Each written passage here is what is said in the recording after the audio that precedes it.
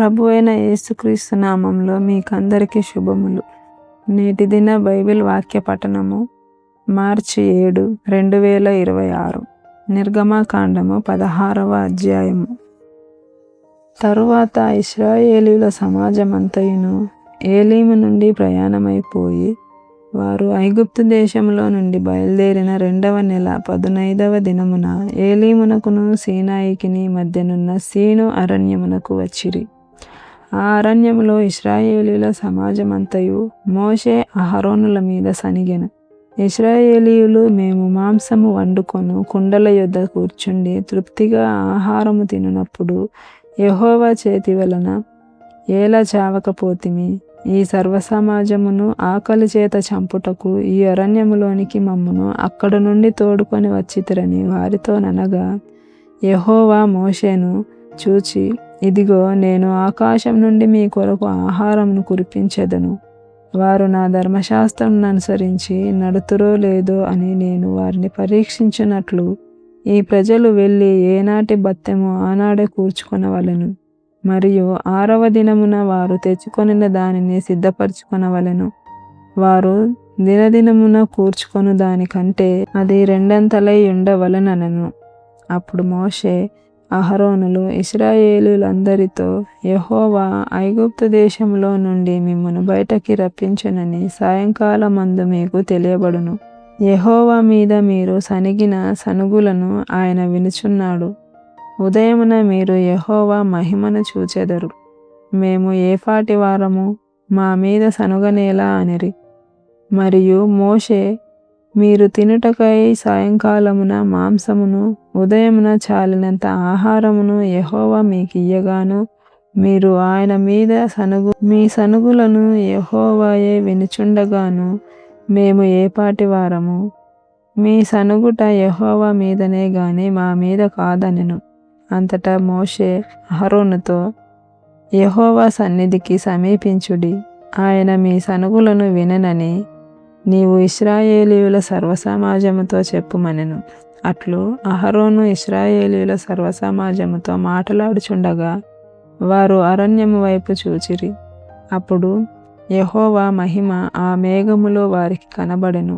అప్పుడు యెహోవా మోషేతో ఇట్లనెను, నేను ఇశ్రాయేలీయుల సనుగులను వింటిని. నీవు సాయంకాలమున మీరు మాంసము తిందురు, ఉదయమున ఆహారం చేత తృప్తి పొందుదురు. అప్పుడు మీ దేవుడనైన యెహోవాను నేనే అని మీరు తెలుసుకొందురని వారితో చెప్పుమనెను. కాగా సాయంకాలమున పూరేడులు వచ్చి వారి పాలెమును కప్పెను. ఉదయమున మంచు వారి పాలెము చుట్టూ పడియుండెను. పడిన ఆ మంచు ఎగిరిపోయిన తరువాత నూగు మంచు వలె సన్నని కణములు అరణ్యపు భూమి మీద కనబడెను. ఇశ్రాయేలీయులు దాన్ని చూచినప్పుడు అది ఏమైనది తెలియక, ఇదేమి అని ఒకరితో ఒకరు చెప్పుకొనిరి. మోషే, ఇది తినుటకు యెహోవా మీకిచ్చిన ఆహారము. యెహోవా ఆజ్ఞాపించినదేమనగా, ప్రతివాడును తన వారి భోజనమునకు ప్రతివాడు తన కుటుంబములోని తలకు ఒక్కొక్క ఓమేరు చొప్పున దాన్ని కూర్చుకొనవలెను. ఒక్కొక్కడు తన గుడారములో నున్నవారి కొరకు కూర్చుకొనవలెననెను. ఇశ్రాయేలీయులు అట్లు చేయగా కొందరు హెచ్చుగాను కొందరు తక్కువగాను కూర్చుకొనిరి. వారు ఓమేరుతో కొలిచినప్పుడు హెచ్చుగా కూర్చుకొనిన వానికి ఎక్కువగా మిగులలేదు, తక్కువగా కూర్చుకొని వానికి తక్కువ కాలేదు. వారు తమ తమ ఇంటివారి భోజనమునకు సరిగా కూర్చుకొని యుండిరి. మరియు మోషే, దీనిలో ఏమీయు ఉదయం వరకు ఎవరునూ మిగుల్చుకొనకూడదని వారితో చెప్పెను.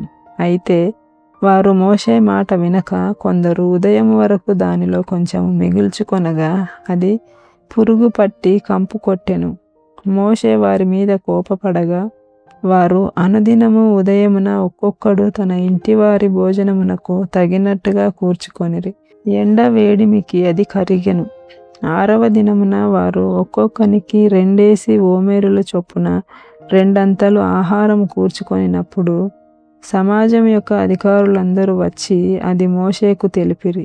అందుకతడు, యెహోవా చెప్పిన మాట ఇది, రేపు విశ్రాంతి దినము, అది యెహోవాకు పరిశుద్ధమైన విశ్రాంతి దినము.